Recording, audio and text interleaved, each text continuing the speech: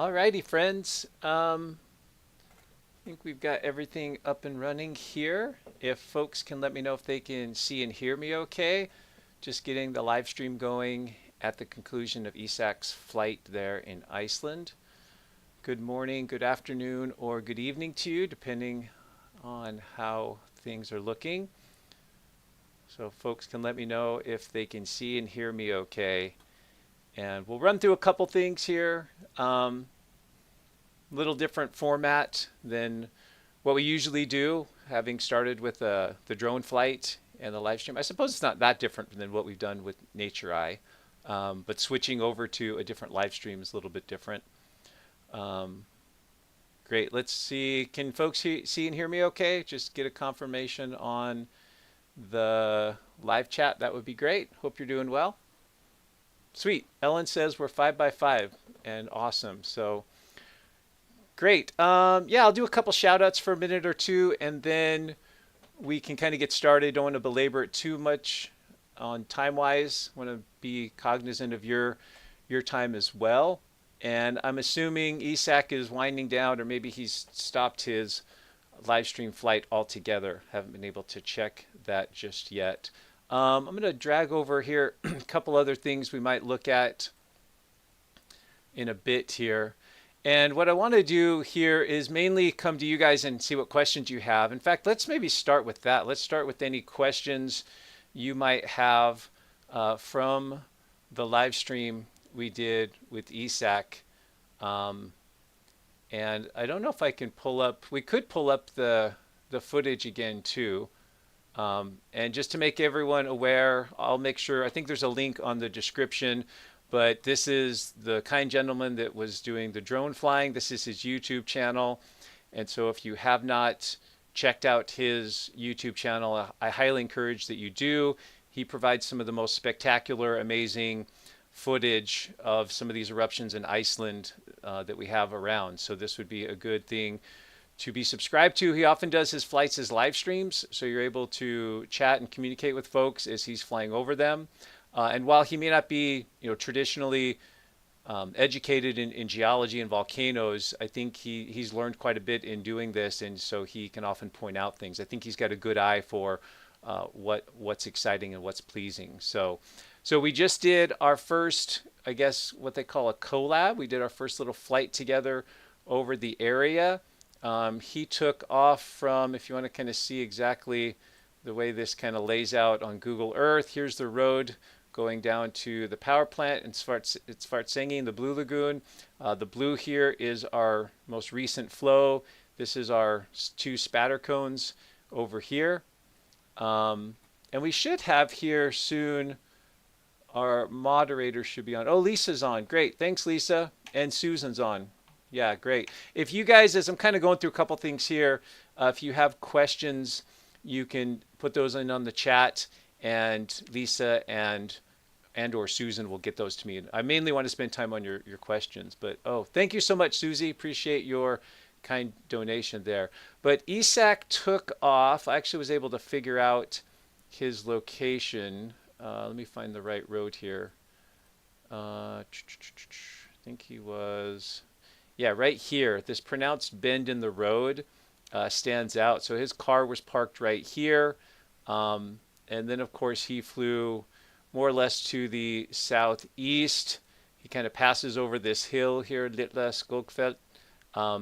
Usually passes over the north end of that, and that gets him over here to where the eruption was going on. What I tried to do on my flight, and I don't know how successful I was, but I was trying to get into this area right here, where you can see the flow has this very linear trend.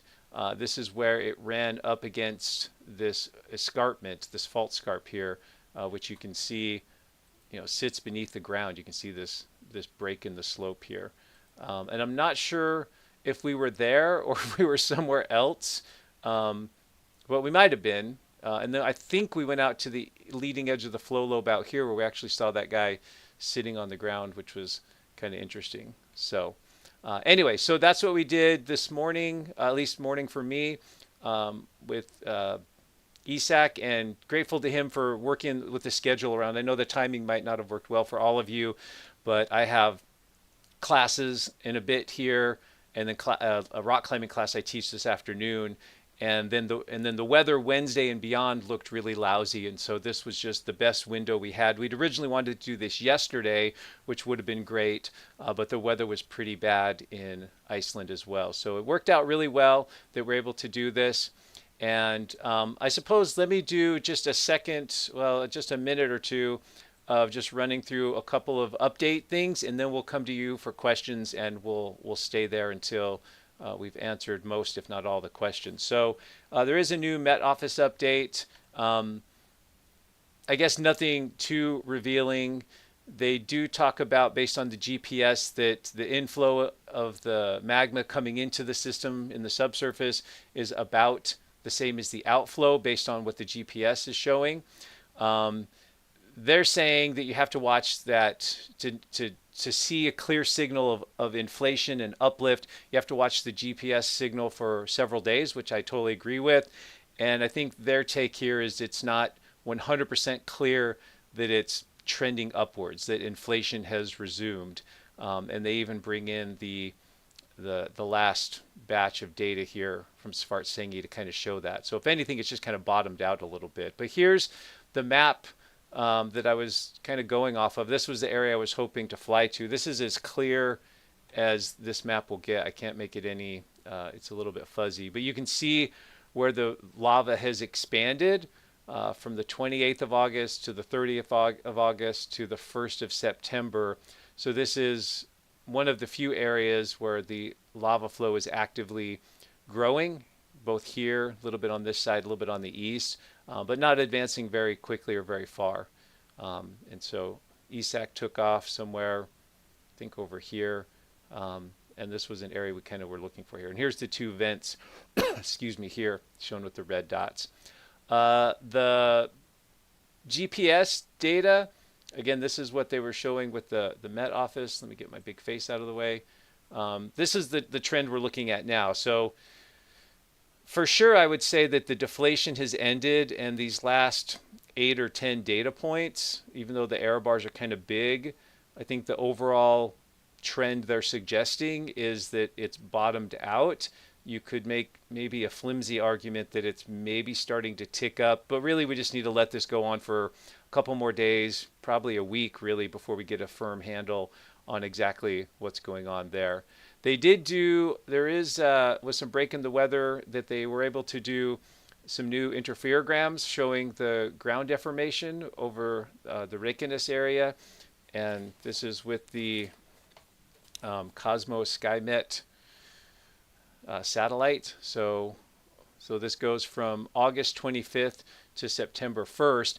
And notice you cannot see a real clear trend in terms of uplift or whatever. This distorted area here is the lava field and the area where the eruption took place.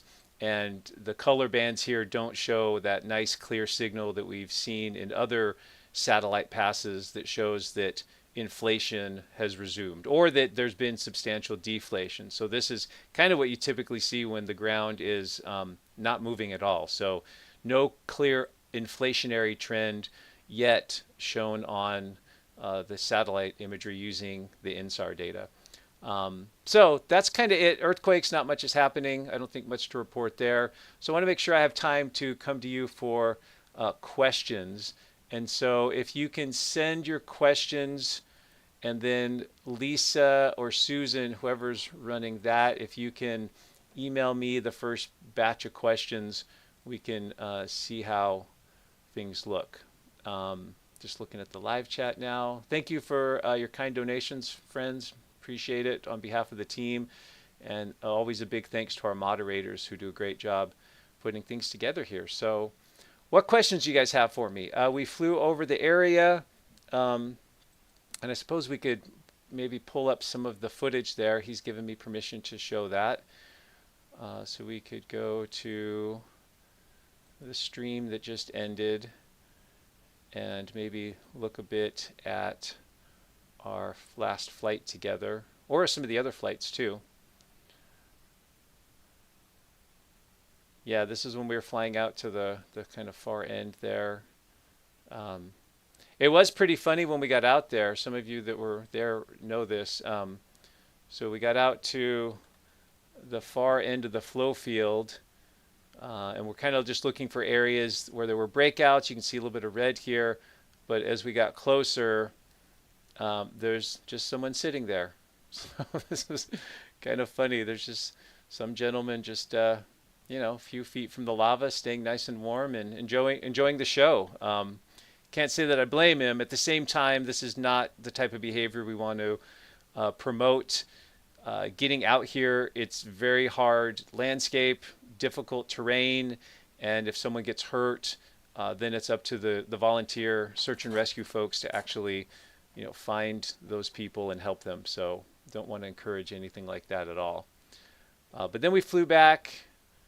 I feel a little bad that I took him way out and we didn't get to spend as much time up at the vent, but I did want to explore this area a little bit. And I guess I should have maybe done a better job of giving him some coordinates or something.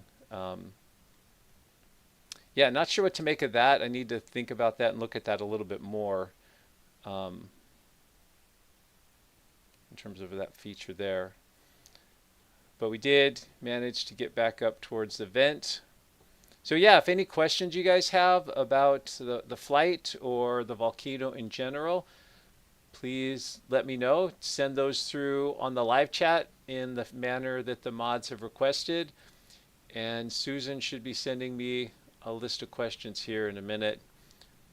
Just maybe send me what you have, Susan, even if it's just a few or so. That would be fine. Or maybe Lisa's doing it. I can't tell.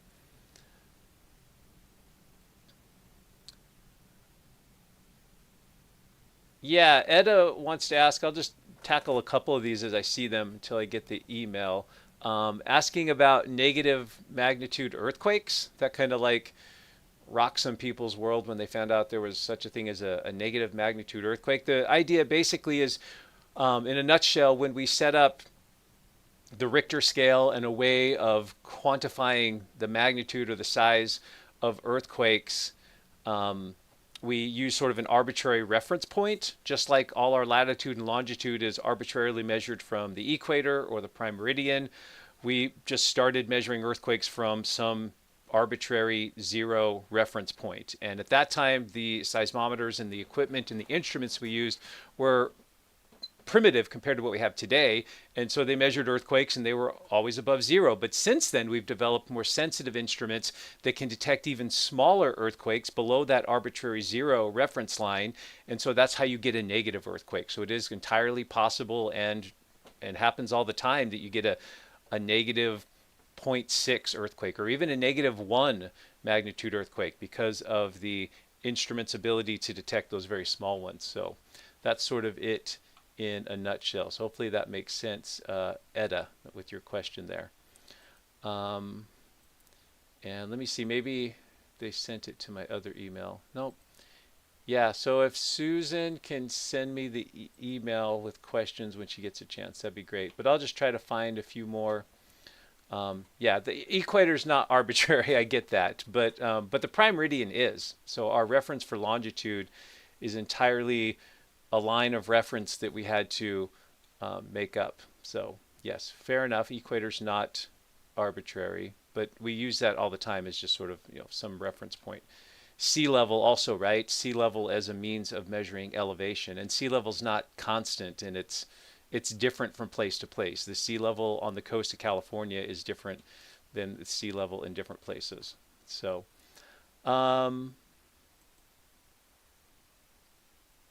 Okay, so let me switch over to Google Earth for a second here, and because we might need to use this to reference some of the questions you guys might have.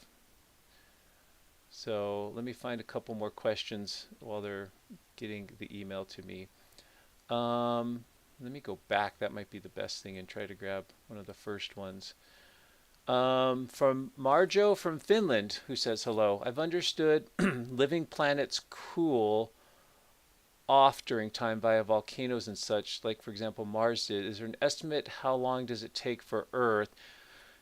Right. So, I mean, ultimately, the volcanoes on our planet are fueled by the heat in the subsurface, the heat down in the mantle, places where rock can be melted, and then that magma, once it's generated and created, can rise towards the surface because it's less dense and then oftentimes it manifests itself with, an eruption. Um, but planets do cool off. Our Earth is in the process of cooling off. The Earth has been cooling off since its inception 4.5 billion years ago, but it's doing so at a very slow rate. So there's the heat that's left over from all these little pieces of matter and rock colliding and accreting together to form the Earth. So there's that accretionary heat that's still there. And then there's radiogenic heat. So as radioactive isotopes um, decay, they generate heat, and so there's that heat in the planet as well. And the rock in the Earth's crust is a good insulator, so that heat stays in there, but it does escape slowly, and so it does cool off. Um, yeah, so Mars and other planets seem to have cooled off completely. I mean, at least, again, I'm not a planetary geologist, but Mars has, the moon, large part has. Um, how long it's going to take for the Earth to cool off? There's been some modeling done on that. I don't have the numbers off the top of my head, but it's billions of years from now, so nothing we need to worry about anytime soon. But a Earth that's cooled off through its interior would be a very different Earth. That would largely end plate tectonic processes, which creates continents and landscapes and mountains. So it'd be a very different kind of planet at the time. So um, Susan's working on, she's got having some trouble with her computer right now, but she's trying to send me the questions as soon as she can. And that's fine. So for now, I'll just kind of scroll through, excuse me, the chat and try to find some of those questions. I'll just look for those big question marks, since those kind of are a good way to kind of catch them all. Great. Isak jumped on mine and said, thanks to everyone for joining us on the flight today, and look forward to the next one. Yeah, I thought we had a really successful first collaboration. You just never know how those things are going to go. Obviously he's built a very great niche for himself, and I've kind of created something on my end, and you want it to work well for both parties, and I think it did so. I think having me provide a little bit of commentary was maybe a little something different for his viewers, and then from my perspective, being able to use and have him fly the drone was, I mean, just a game changer. Just was fantastic, and a really great way to experience the eruption versus what we normally do, which is via webcams and looking at the data. So I very much anticipate and hope that he and I will continue to be able to do that from time to time. So I'm glad other people seem to feel like it went well also. Let's see, Dick Berenz, a little off-topic question. I love to watch your streams. Do you happen to know European geologists who are on YouTube who cover European geology? I don't know a lot of European geologists, but there is one who I have subscribed to, and I've watched a few of his videos. They're very well done. I'm hoping to do a trip to the Alps sometime, maybe this year or next year. And so I'm trying to learn as much geology about the Alps as I can. And I think I don't know what university he works at, but he's a professor, and I believe his name is Rob Butler. So if you look for Rob Butler on YouTube, that would be where I would go to kind of look for that. So that's the only one I can think of that I know. There's lots of fantastic European geologists. Not a lot of them do YouTube stuff. The other one that comes to mind is Val Troll, who is a volcanologist who has done a lot with the Iceland eruptions, the Canary Islands eruptions at La Palma, and also has, I believe he's in Sweden, and he also has a YouTube channel. I'm sure there's lots of people here that could comment that have some information on that as well. Let's see, questions from James Howell. How do the lava tunnels form, and then how do they break out at the end? Is there a pool of lava under the crust or something? Yeah, good question. So we call those lava tubes, not lava tunnels, but same thing. Excuse me. And lava tubes form as a lava channel, so a surface lava flow that cools and crusts over on top. And we were kind of seeing that a little bit on Isak's video. I don't know if I can pull up exactly where we might have seen that. Let's see if I can just quickly scan around and find. Yeah, this might be good enough over here. So here you could see this lava flow. Um, let's move in just a little bit closer. So this lava channel here, if it starts to cool off and solidify across the top, then the rest of the flow is insulated. So the roof of the lava tube might only be initially just a few centimeters or inches thick. It can thicken over time, but that lava tube can flow in some instances tens of kilometers or miles. I think the longest ones in Hawaii are something like 40 miles long, which is like maybe what, 60 kilometers. Just really incredible. And so the insulative properties of the rock keeps the lava molten, so you can transport that lava large distances from the vent. Because typically, if it's a lava flow at the surface, it's going to cool off. It's not going to advance, appreciably long distances unless it has a tremendous amount of output. But with these lava tube systems, you can move much further through the system. And then what was the second part of your question? How do they break out at the end? So lava tube systems can have breakouts if they're under pressure, especially if it's in an elevated, perched lava channel like this. You might get breakouts occurring along the sides or the margins. And otherwise, they can also do things in the subsurface where the lava can actually thermally cut through the rock. So if it's active long enough and it's hot, it will actually partially melt and sort of bore down, if you will, or cut down into the subsurface flows. So yeah, thanks for that question there. Paul P. Does the cumulated eruption seem to fade away during the last days?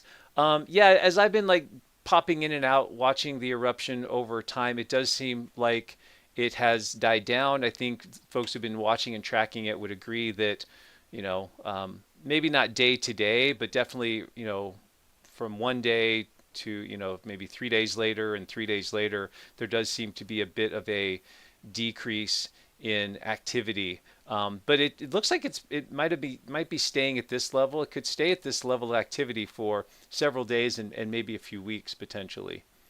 Let's see, from DJI Mini 2, I'm guessing the excessive jetting we saw over the last couple of days that seemed unusual in duration has exhausted the sill storage chamber pressure, maybe shortening the overall event. Yeah, there was a lot more fountaining, so the lava was being jetted out of the vent more vigorously and higher into the air over the past couple of days, I guess prior to this past weekend. And that could be related to either those gases, magma being pumped through the subsurface and the gases rising closer to the surface, and then those gases expanding. Could also be a little bit of a nozzle effect. If there was a constriction in the conduit or the plumbing system, then you can get more jetting and higher jetting.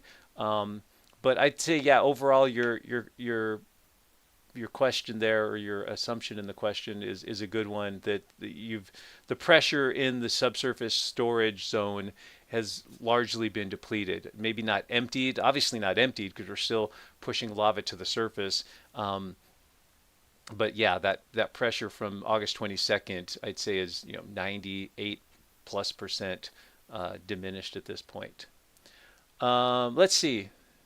The yellow around the cone from Captain Chaos, is that sulfur? Yeah, I don't know exactly, but yeah, some of the staining we see on the lava flow field, it might be white, it might be yellow. A lot of that is sulfur. Some of it is other types of gases that have precipitated onto the surface and the cracks around the vents. From Sarah Lisbeth, is there any technology that would allow the mapping of the tubes under the lava crust? Not that I'm aware of. I mean, you can sometimes get a sense of where the lava tubes are with the surface. If it was a clearly established lava channel, you can sometimes, like we have kind of here, then you can sometimes map out where the tube system is or would be. With ancient systems, we can see where they are to some degree by looking at collapse features. What's a good example of that? Well, the first one that comes to mind is not in Iceland, it's here in Idaho. So maybe let me just zip you over to North America for a few minutes and see if I can answer that a little bit better. So So in real time, Sarah, probably not. Not that I'm aware of. There's not a lot of technology that can tell you exactly where those tubes are, unless you have breakouts or other surface features. But here in Idaho, this will be kind of fun. We had an eruption about 10,000 years ago. This is a big shield volcano. This is the summit of the shield volcano. But this volcano produced a lava tube that ran south from the volcano, a lava channel that ran south from the volcano. So you can see what, and then later that lava tube had collapsed. So what you're seeing here are all these little pits, holes, collapse features in the lava tube system. It goes over here to the other side of the freeway. You can see it well developed right through here. And then you kind of lose it beneath the gravel pit, and it doesn't really extend over to this side. But at least from this point here up to the summit, which is probably close to a mile or a kilometer and a half, you can see it there. This section here, this is known as the Shoshone Ice Cave. So this is actually a place where you can come, throw down a couple of dollars, and they take you on a tour down into this lava tube, which is so well insulated that the water that drips down into it maintains ice year round. So it's actually frozen water year round. So this is actually a lava tube system. So a bit of a different take on maybe what your question's intent was, but can we look into the past and see and infer where lava tube systems were? Yeah, lava tubes, if we can still walk into them, great. But lava tubes are unstable and they tend to collapse over time. They don't last very long geologically. So you can see this tube system right here, which is kind of cool. Very cool. Okay, Susan finally got me the list of questions. So let me pull those up and see if we can tackle a few of these for you good folks. Well, the first question on the page is the Sarah one. So we just answered that. The next question doesn't have a name associated, but it says, is sea level calculated at high tide, low tide, or somewhere in between? I think it's just average sea level. I think they take all the fluctuations of sea level, and it's called mean sea level, and they just take the average, and that's the reference. That's the reference line we use for measuring elevations. At least that's the way I understand it. Someone else might correct me on that. AM Siegel wants to know what the height of the cone is now. So when we were flying with Isak, we estimated it was maybe anywhere from like 80 to 110 meters. So let's say 100 meters, maybe 300 feet or so. Maybe not above its base per se, but above the flat topography around it. So it's become a quite large topographic feature there. That's our estimate. And we just estimated based on, I had him kind of fly level with the highest part of the cone, look with his camera looking straight forward, and then he looked at the drone to see how high he was off the ground, and that was just our very rough estimate. Not very scientific at all, but just gave us kind of an idea. From Shawn Popworthel, seen another YouTuber saying about the U.S. left some bombs close to the lava flow in the 50s, 60s. You think that would cause any problem?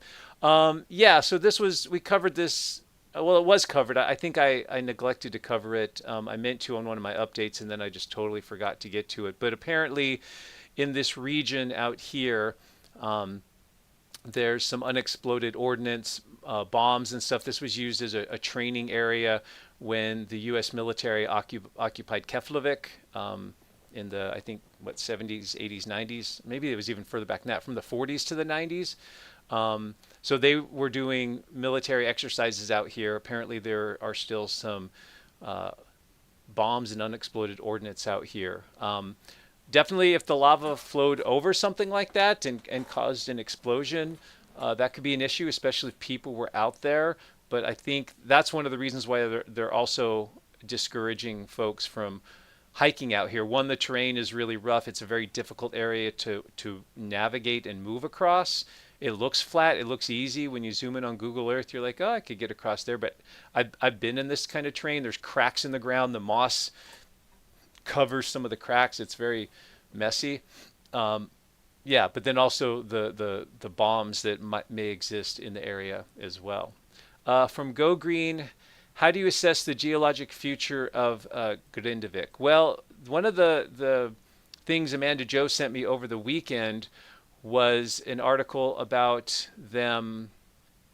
Uh, they're trying to put together some of the. They're trying to fence off some of the areas, do some improvements on the infrastructure, and more or less get to the point where they can open up at least some of the town. Realize that this town has been off limits to everyone but residents and people who have businesses here since November of last year. So we're approaching almost a year, which is pretty crazy that this has been a bit of a ghost town for that long.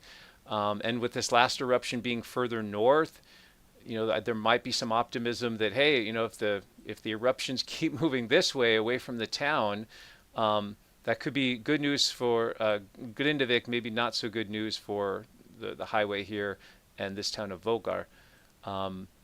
But in terms of, trying to remember the actual question, yeah, the geologic future of Grindavik, it's complicated. I mean, if I just look at it from a geological point of view, it's a hazard zone. It's totally in an area where we might see, and it's very likely that we see, if not eruptions happening near here, lava flowing into this region. How you balance that geologic outlook with things like infrastructure, businesses, commerce, people's livelihoods, that's the tricky part. And so I don't have any good answers there. I think they've done a great job thus far protecting the town and the power plant and the Blue Lagoon with these berms. I think a lot of people would agree that this is maybe a bigger deal now that so many people have sold their homes in Grindavik and there's not as many people that actually have a stake in that community as much as a year ago, that maybe this area is of greater importance. That's open to debate, but that's at least an opinion there. Let's see, Edda, I have a question about Jökulhlaps, the glacial outburst floods. Can you explain conductivity of water? Yeah, so when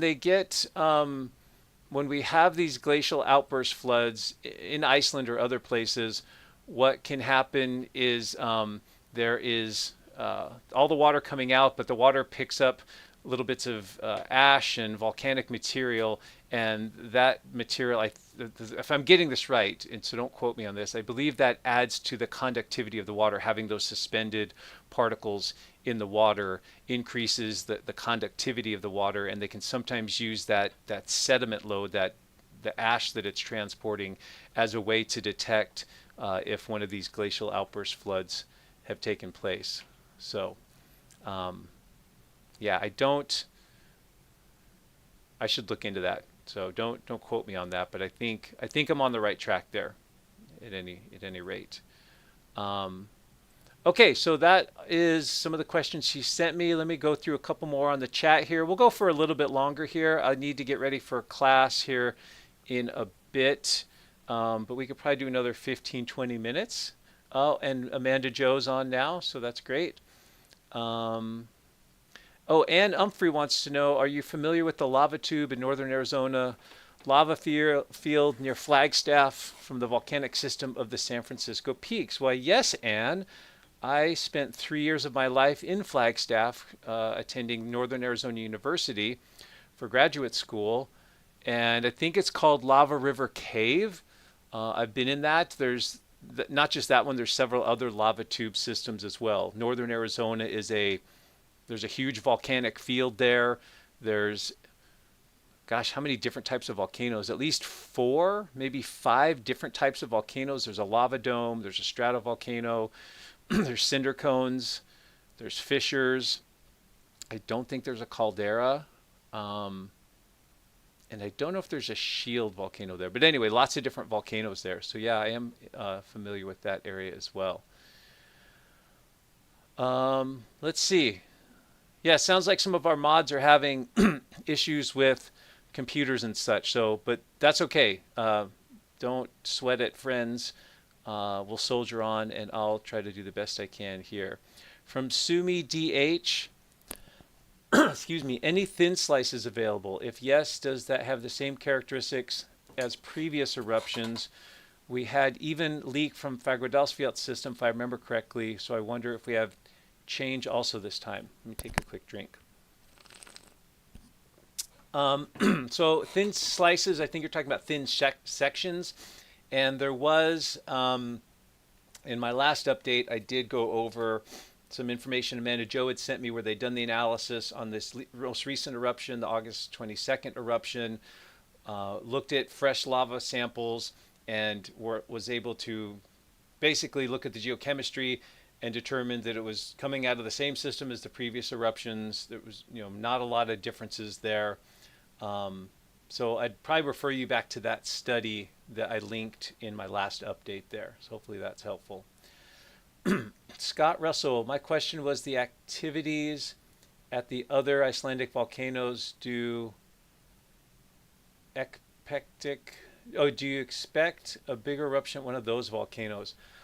I know there's been a lot of chatter and talk about, we do expect eruptions at many of Iceland's volcanoes. Hekla and Katla, these two volcanoes over here, have been getting a lot of news lately.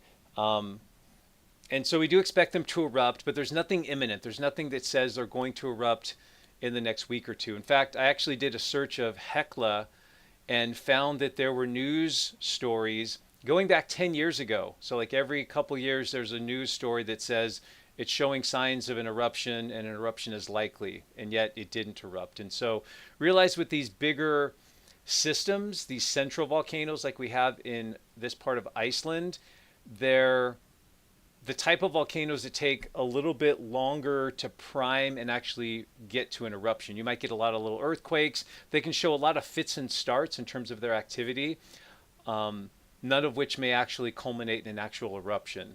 And so to see one of these things erupt, I would expect to see prolonged period of seismic activity, very prolonged meaning like maybe several weeks to months. Same thing with ground deformation. We need to see a lot of signs all trending in the same direction for several weeks and maybe even longer before we can say, that the eruption is very likely or forecasting an eruption. So good question, Scott. Let's see, I'm just scrolling back. Let's see, Shauna G, are the lava tubes similar to those in outback Queensland? I'm not familiar with any lava tubes in Australia, so I can't answer that. I would love to go there and check those out, though. So if you're buying me a plane ticket, Shauna, and inviting me to Australia, the answer is yes. Harazan, a river near Hekla has dried out, which is an indicator that it might erupt soon. Some experts say it will erupt within the next 2 years. Would love to see your opinion and more information about it. I haven't done a lot of deep dives into some of these other volcanoes. I think, one river drying out or a change in one river is one data point, and it's definitely important, but it's not necessarily a definitive indicator of an eruption. Like I said, we'd need to see, saying it's going to erupt within the next 2 years, I'd like to know what data they're using and how they're able to quantify that time frame, because I'm not sure how they're able to do that. You can forecast an eruption. You can say, there's a 30% chance in the next year or two of an eruption, but I think people like something a little bit more definitive, something more like a 80% chance or 70% chance.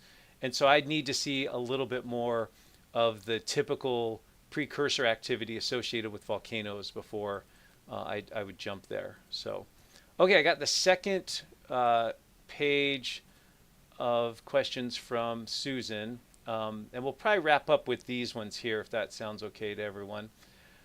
From April Potter, why does the current spatter look finer, like smaller pieces in the previous eruption? The cone looks smoother. It could be the height. I see what you're saying here, that if we look at the cone itself and we look at just sort of the makeup here, it looks smoother. Could be if you're jetting with more force the lava and shredding it into tiny, smaller pieces, then the spatter or the tephra, what we call it, as it falls back down around the vent, could be smaller in size. Then, if you look around the vent of the cone here, it's probably larger pieces, but it's also more molten. So as it's hitting the ground, it's kind of flattening out. Um, so it could be indicative of the energy of the eruption. I'm just not sure that your assumption in your question is true. We need to actually get on the ground there and look at it. Hard to tell from the drone looking at it from some distance away. Um, from Volpine9, can you walk on red hot lava, ignoring the heat for this hypothetical? Yes. So if heat wasn't the issue, you could walk on molten lava. It's still very dense material. I've actually seen out at active eruption sites. It was in Iceland too, and I don't condone this type of behavior, but I'm using it as a way to answer the question. There were some tourists. I won't say what age group or whatever, but they thought it'd be fun to throw rocks into the lava. I think they thought that the rock would hit the lava, which is molten, and then like sink and disappear. And what happened was the rock hit the lava, the red hot lava, and it just bounced and clattered away. And that's just how dense this material is. I mean, if you had the exceptionally hot lava and you stepped on it, you probably would sink a little bit. So if it's molten and fluid and moving, there would be some settling as you step on it, but you wouldn't like sink beyond your head or anything like that. So I think there's some fallacies out there with just Hollywood or whatever that Lord of the Rings, if you will, that you can just sink into lava and just disappear. Yeah, kind of a crazy concept. And Humphrey's questions here about Flagstaff, I answered that. Go Green Do. You think authorities could and should have known the geologic situation of Grindavik, and if yes, since about when? I mean, it's easy to kind of play armchair quarterback after the fact, right? Grindavik was settled, the way I understand it, hundreds, if not thousands of years ago, mainly because of this little bay and this protected harbor. People back then, and people even a couple hundred years ago, weren't doing geologic site assessments before they settled and developed property and established civilizations. And so but it's been known for some time that, I mean, these are lava fields and lava flows in this area. But the town was already established. And so, and you're talking about a country where almost all of the land, much of the land, is sitting on top of older volcanic material. In this case, it was 800 or 1200 years old, and with no real way of knowing when or if this area was going to erupt again. So it's easy to second guess things and say, oh, they should have put the town in a different place. I just think that's not the way it works, and that's just sort of ignoring just some of the complexities and such. So anyway, okay, so I got through, I think, both sets of questions. If I didn't get to yours, I apologize. Let's see, anything else here? How we doing, mods? Everything going okay? Yeah, thanks for folks with donations and folks who have helped support the channel. Make sure you get in and check out Isak's channel as well, and look at some of the great videos he's done there as well. Let's wrap with this one. Here's I'll do one more question just off the live chat from Piscini Productions. Hi Shawn, I'm visiting Iceland at the end of September. Is there any way to safely visit the volcano site if there's activity?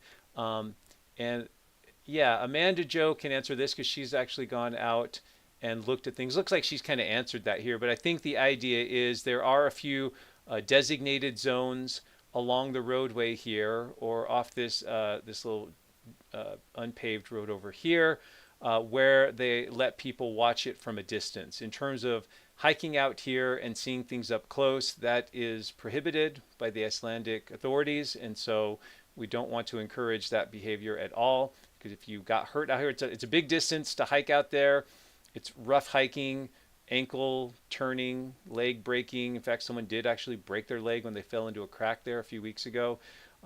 Yeah, but of all the eruptions that have taken place over the last few months, this one is closest to a public accessible roadway. It's closer to any sort of roadway than any of the previous ones. And so this one is probably the most visible of all the ones we've seen previously. So, so that's good news. You should be able to see something from the public accessible areas out here. So, alrighty.